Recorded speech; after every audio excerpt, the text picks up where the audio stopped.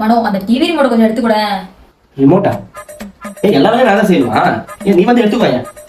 என்ன கேட்டேன்? வேற டிவி ரிமோட் தான் கேட்டேன். அதுக்கு இவ்வளவு பேச்சு பேசுற? சரிப்பா, இனிமே உன் தயவு எனக்கு தேவையில்லை. இனிமேல் உனக்கு கூப்பிட்டா என்ன கேள்வி. ஓ, என் தயவே எல்லாமே இருந்துருவேன்.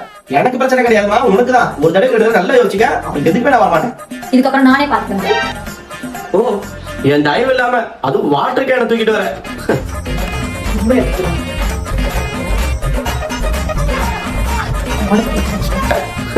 தூக்கு தூக்கு தூக்கு.